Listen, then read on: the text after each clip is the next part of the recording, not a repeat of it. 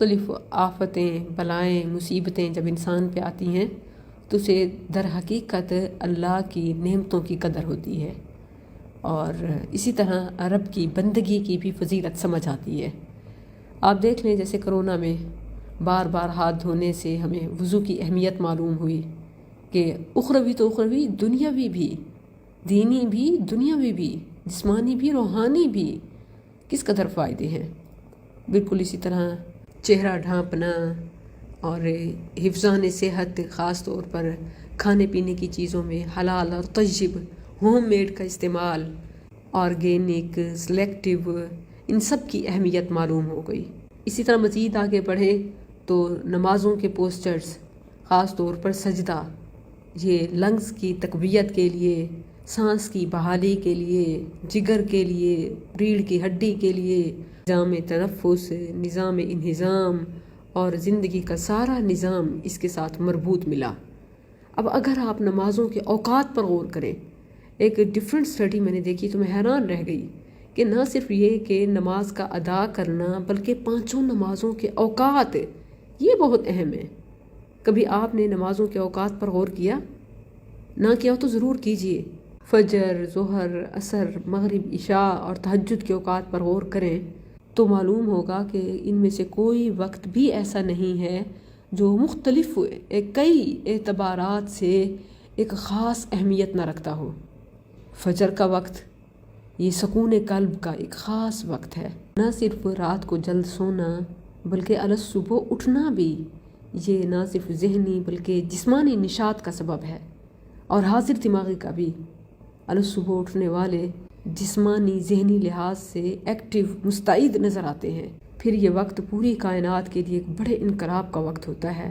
صبح سویرے اٹھنے والے کے لیے ہر چیز ہم قدم ہوتی ہے، آگے بڑھنے کو تیار ہوتی ہے، لیکن لیٹ اٹھنے والے وقت سے ہار جاتے ہیں۔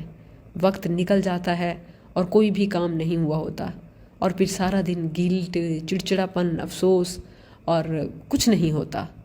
صبح سویرے اٹھنے والے کو ظہر ایک خاص پیغام دیتی ہے، آرام کا وقت دیتی ہے۔ ظہر کا وقت بھی اس اعتبار سے خاص اہمیت رکھتا ہے کہ اس وقت کائنات ایک نیا موڑ مڑتی ہے، حرکت کے بعد سکون، اور سکون کے بعد ایک نئی حرکت کا آغاز ہوتا ہے۔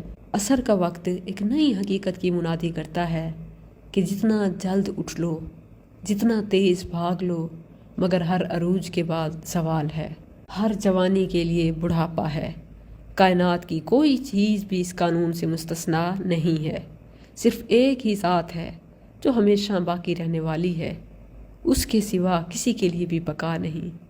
جس طرح دن چمکا، اس کی دوپہر ہوئی، اور اب وہ دن غروب کے کنارے کھڑا ہے، اسی طرح یہ دنیا بھی پیدا ہوئی، شباب کو پہنچی، اور ایک دن خاتمے کے قریب جا لگے گی۔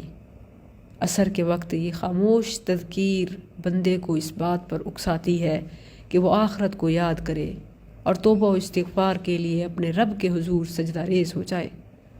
مغرب کے وقت زندگی ایک نئے دروازے میں داخل ہوتی ہے۔ یہ دروازہ حیات کے بعد موت اور زندگی کے بعد برزخ کے دروازے سے مشابہ ہے۔ عشاء کا وقت ایک احتساب کا وقت ہے۔ رات کی تاریکی حرکت و عمل کو روک دیتی ہے۔ آدمی ہر چیز سے کنارہ کش ہو کر سکون اور آرام کا طالب ہوتا ہے تاکہ آنے والی منزل کے سفر کے لیے تازہ دم ہو سکے۔ یہ وقت اس بات کے لیے نہایت موزوں ہوتا ہے کہ آدمی بستر پر جانے سے پہلے ایک مرتبہ اپنے رب کے حضور حاضری دے اور آگے کے سفر کے لیے اسی سے مدد مانگے۔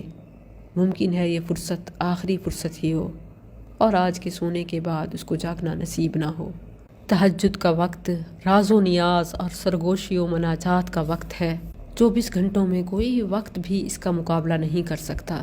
آسمان سے لے کر زمین تک سکون ہی سکون ہوتا ہے۔ اس وقت سب سو رہے ہوتے ہیں، صرف وہ رب غفار و کریم جاگتا ہوتا ہے جو کبھی نہیں سوتا، یا پھر وہ جاگتا ہے جس کا بخت بیدار ہوتا ہے۔ اس وقت کی کیفیات ایسی واضح ہوتی ہیں کہ دنیا دار، دین دار، عابد اس وقت عبادت کی لذت کو، اور نائم، سونے والا، اس وقت کو نیند کے لیے سب سے بہترین سمجھتا ہے۔ جاگنے والوں کو اس وقت جاگنا عزیز ہوتا ہے، اور سونے والوں کو اس وقت نیند میٹھی محسوس ہوتی ہے۔ تو نمازوں کے اوقات کو خاص جانیے۔ کامیاب ہونے کے لیے دن بھر کے قیمتی لمحات یہ 5 اوقات ہیں۔